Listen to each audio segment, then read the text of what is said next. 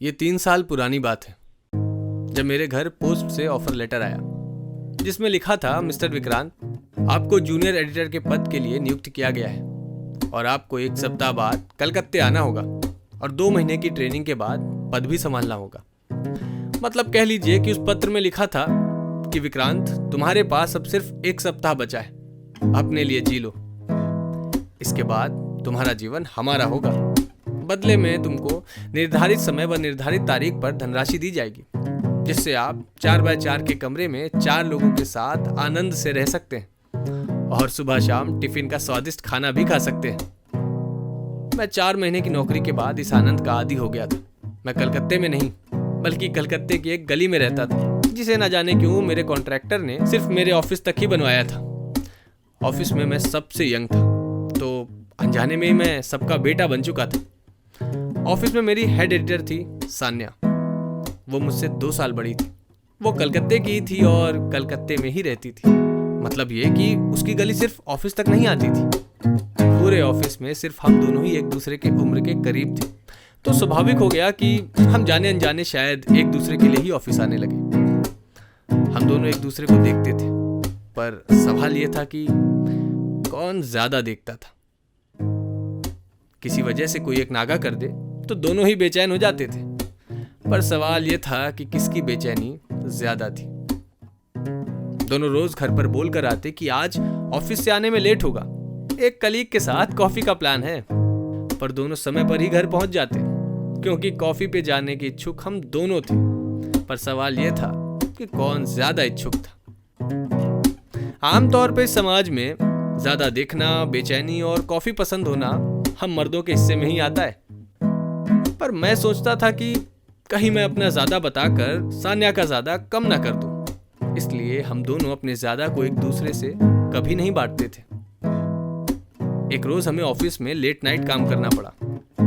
रात के 10:30 बजे जब हम घर की ओर चलने लगे तो सान्या मुझसे बोली, सुनो, मेरा घर दूर है और रात भी हो गई है। कुछ देर मेरे उत्तर का इंतजार करके बोली, can you drop me home if you don't mind. Can you drop me home से उसने अपने ज्यादा को व्यक्त कर दिया था, क्योंकि वो कलकत्ता की ही लड़की थी और शायद निडर भी। मैं जवाब में ऑफ कोर्स बोलने ही वाला था कि उसके इफ यू डोंट माइंड ने जगह ले ली, जो मुझसे पूछ रहा था कि क्या तुम्हारा ज्यादा भी उतना ही ज्यादा है। मैंने जवाब दिया, ऑफ कोर्स इफ यू से सो आई कैन। ये कह के मैंने उसे बता दिया था कि उसका ज्यादा ही ज्यादा है, मेरा ज्यादा उससे थोड़ा कम है। पता नहीं ज्यादा के कम होने में क्या सुख है, जिसके कारण विक्रांत और सान्या अटके हुए थे। खैर तलब हम साथ गए, चौराहे से एक रिक्शा लिया, बैठ गए। रिक्शे की खड़खड़ाहट में विक्रांत का कंधा सान्या से टकराना चाहता था और सान्या का भी, पर किसकी चाहत ज्यादा थी इसका फैसला अभी बाकी था। सान्या ने अपना हाथ हम दोनों के बीच सीट की खाली जगह पर रख दिया था। विक्रांत का हाथ उसके ऊपर जाना चाहता था, पर इसके पीछे भी एक विज्ञान है। नीचे वाले हाथ का ज्यादा थोड़ा कम होता है और ऊपर पड़े हाथ का ज्यादा ज्यादा ही होता है। तो कुछ वक्त सान्या का हाथ नीचे होता तो कुछ वक्त विक्रांत का, पर कभी भी किसी क्षण किसी का हाथ किसी के ऊपर नहीं जाता। ये उन दोनों के ज्यादा कम की लड़ाई थी। रास्ता खत्म हो गया, वो उतर गई।